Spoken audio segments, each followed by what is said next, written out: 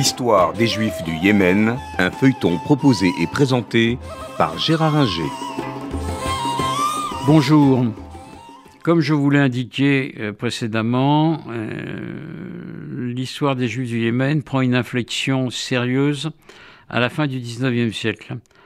À partir des années 1880, alors que les premiers Bilouim d'Europe de l'Est s'installent en Palestine, on a également une installation de quelques milliers de Juifs yéménites qui viennent là pour des raisons liées à des difficultés au Yémen, des raisons religieuses.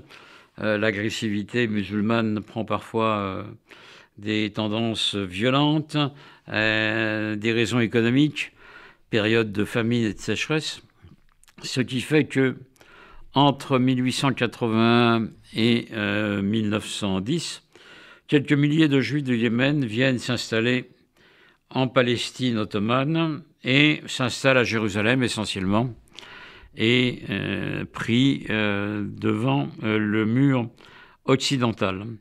Ils sont la plupart du temps très pauvres et se font aider par des Juifs de diaspora pour pouvoir se maintenir. À partir de 1910, la situation va encore un peu changer. Cette fois, ce sont les premiers sionistes qui vont s'intéresser aux Juifs du Yémen. Ceux qui sont venus entre 1880 et 1910 en Palestine n'étaient pas animés par l'idéal sioniste moderne. C'était des Juifs traditionnels qui cherchaient à venir prier et à hâter la venue du Messie, mais pas des sionistes. Mais les sionistes vont s'apercevoir que ces Juifs pauvres, ça peuvent les intéresser parce qu'ils recherchent une main-d'œuvre qui ne coûte pas trop cher pour les aider au défrichement des terres agricoles. Or, la main-d'œuvre est-européenne, quand elle devient ouvrière, demande des salaires plus élevés, compte tenu du niveau culturel et autres. Et la main-d'œuvre arabe ne plaît qu'à moitié. La main-d'œuvre arabe locale ne plaît qu'à moitié aux sionistes parce que elle est arabe et pas juive.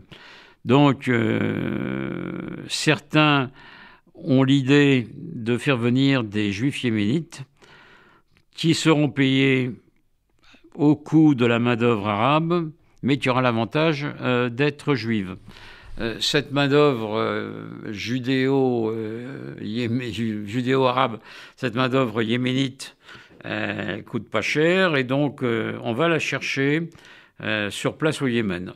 Et on trouve effectivement quelques milliers de personnes, la plupart du temps malheureuses, qui acceptent de venir s'installer en Palestine.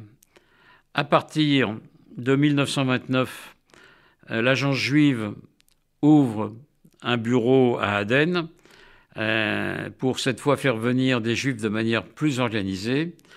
C'est ce qu'il se passe, et puis des milliers de Juifs, 4-5 000, vont se rajouter à ceux déjà présents dans la Palestine mandataire maintenant, sous mandat britannique, pour travailler comme main-d'œuvre salariée sur des terres agricoles, y compris dans des kibbutzim, mais ils sont considérés toujours par les Juifs ashkénazes, qui constituent la quasi-totalité à l'époque de la population juive, comme des Juifs de second ordre, complètement illettrés, ce qui est faux d'ailleurs dans beaucoup de cas.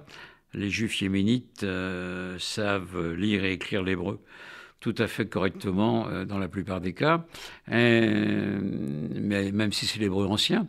Ces Juifs ashkénazes considèrent cette main-d'œuvre juive comme corvéable et taillable quasiment à merci, moyennant des salaires tout à fait médiocres. Et on assiste au sein du Yishuv juif, au sein du Yishuv en Palestine, la préfiguration de l'État juif, à l'apparition d'un lumpenprolétariat, d'un sous-prolétariat juifs, constitués essentiellement par ces Yéménites. Ceux d'ailleurs qu'on fait venir sont des jeunes entre 20 et 35 ans et souvent sans leur famille. La situation va changer, mais pas complètement, hélas, avec l'indépendance de l'État d'Israël. C'était l'histoire des Juifs du Yémen, un feuilleton proposé et présenté par Gérard Inger.